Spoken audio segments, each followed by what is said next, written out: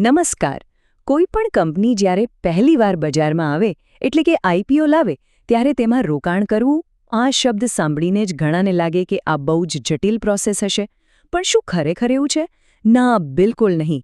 તો ચાલો આજે આપણે આખી પ્રક્રિયાને એકદમ સરળ ભાષામાં સમજીએ. શેર અરજીની આ રસપ્રદ સફર હવે શરૂ કરીએ. તો મનમાં સૌથી પહેલો સવાલ એ જ આવે કે આખી વાતની શરૂઆત ક્યાંથી થાય છે? શું સીધા કંપનીને પૈસા મોકલવાના હોય છે કે પછી તેની કોઈ ચોક્કસ વ્યવસ્થા છે? ચાલો આ સવાલનો જવાબ શોધીએ. જુઓ, એક વાત તો પાક્કી છે કે આ કોઈ આડેધડ ચાલતી પ્રક્રિયા નથી. સેબી જેવી સંસ્થાઓએ એ સુનિશ્ચિત કર્યું છે કે આખી પ્રોસેસ દરેક રોકાણકાર માટે એકદમ પારદર્શક અને ન્યાયી રહે. અહીં દરેક પગલું નિયમોના દાયરામાં જ લેવાય છે. તો આ સફરમાં સૌથી પહેલો અને કદાચ સૌથી મહત્વનો ભાગ ભજવે છે બેંક. હા, રોકાણકાર અને કંપની વચ્ચેની આ આખી લેવડ-દેવડમાં બેંકનો રોલ ખૂબ જ મુખ્ય છે. ચાલો જોઈએ કેવી રીતે. એવું નથી કે કંપની કોઈપણ બેંક સાથે કામ કરી શકે. ના, એણે કેટલીક ખાસ નિયુક્ત કરેલી બેંકો સાથે જ કામ કરવું પડે છે, જેમને કહેવાય છે બેન્કર્સ ટુ ધી ઇશ્યુ. ફક્ત આ જ બેંકો રોકાણકારો પાસેથી અરજીના પૈસા સ્વીકારી શકે છે. હવે એક મજેદાર વાત. રોકાણકારો પાસેથી જે પૈસા ભેગા થયા છે ને, એ સીધા કંપનીના ખાતામાં નથી જતા. એ એક ખાસ ટેમ્પરરી ખાતામાં જમા થાય છે, જેને એસ્ક્રો એકાઉન્ટ કહેવાય છે. સમજો કે આ એક સેફ લોકર જેવું છે. જ્યાં સુધી શેર કોને મળશે એ નક્કી ન થાય ત્યાં સુધી પૈસા અહીં જ સુરક્ષિત રહે છે. અને હવે આવે છે આખી પ્રક્રિયાનો સૌથી મહત્વનો હિસ્સો. એક એવી સિસ્ટમ જેણે આઈપીઓમાં રોકાણ કરવાની રીત બદલી નાખી છે, અને એનું નામ છે SSBA. ચાલો જાણીએ કે આ શું છે અને તે કામ કેવી રીતે કરે છે.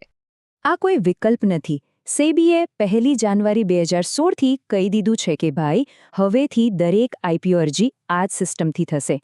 એટલે કે આજની તારીખમાં કોઈપણ આઈપીઓમાં અરજી કરો તો એ ASBA દ્વારા જ થાય છે. ASBA. આ 4 અક્ષરો દરેક આઈપીઓ રોકાણકાર માટે બહુ જ કામના છે. પણ આનો મતલબ શું? અને આનાથી રોકાણકારને શું ફાયદો થાય? ચાલો હવે એ સમજીએ. SBAનું પૂરું નામ છે એપ્લિકેશન સપોર્ટેડ બાય બ્લોક્ડ અમાઉન્ટ. હવે નામ થોડું અટપટું લાગે, પણ એનો અર્થ એકદમ સીધો છે. તમારી અરજીને તમારા જ બેંક ખાતામાં બ્લોક કરેલી રકમનું સમર્થન મળે છે. અહીં ખાસ ધ્યાન રાખજો, પૈસા કપાઈ નથી જતા, ફક્ત થોડા સમય માટે બ્લોક થાય છે. અને આ જ તો આ સિસ્ટમની સૌથી મોટી અને સૌથી સારી વાત છે.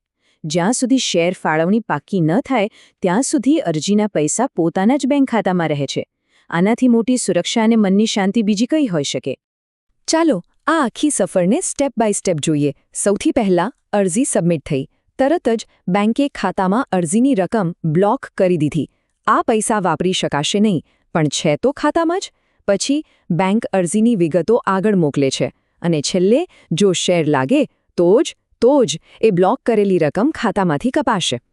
પણ એવો સવાલ થાય કે માની લો અરજી સફળ ન થઈ તો? શેર ન મળ્યા તો શું? એકદમ સિમ્પલ. બેંક ખાતા પરથી એ બ્લોક હટાવી દેશે. પૈસા તરત જ ફરીથી વાપરવા માટે હાજર. કોઈ રિફંડની રાહ જોવાની ઝંઝટ જ નહીં. તો જો શેર ન મળે તો? રોકાણકારને કેટલા પૈસાનું નુકસાન થાય? જવાબ છે 0. 1 પણ રૂપિયો નહીં.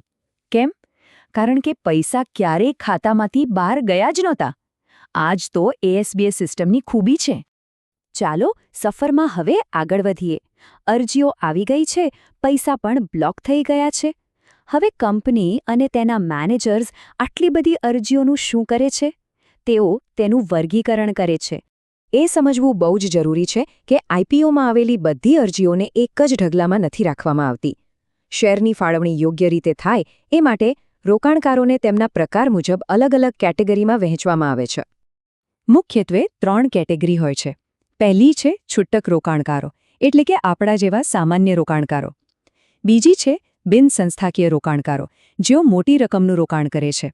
અને ત્રીજી છે સંસ્થાકીય રોકાણકારો, જેમાં મોટી નાણાકીય સંસ્થાઓ આવે. આને જરા વધુ સરળ રીતે સમજીએ. રિટેલ કેટેગરીમાં વ્યક્તિગત રોકાણકારો આવે. બિનસંસ્થાકીય એટલે હાઈ નેટવર્થ વ્યક્તિઓ, જેમને આપણે HNI પણ કહીએ છીએ.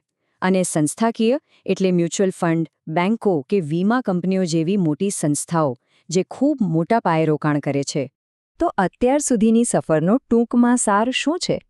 રોકાણકારોએ અરજી કરી દીધી, ESBA સિસ્ટમને કારણે તેમના પૈસા સુરક્ષિત રીતે તેમના જ ખાતામાં બ્લોક થઈ ગયા અને બધી અરજીઓને તેમની કેટેગરી પ્રમાણે ગોઠવી પણ દેવામાં આવી છે. બધું તૈયાર છે, પણ હવે? અને હવે આવે છે સૌથી મોટો અને સૌથી રસપ્રદ સવાલ કે લાખો અરજીઓમાંથી આખરે કોને શેર મળશે અને કોને નહીં એ નક્કી કેવી રીતે થાય છે? આની પાછળનું ગણિત શું છે? એની વાત કરીશું આપણે આ સફરના આગલા પડાવ પર.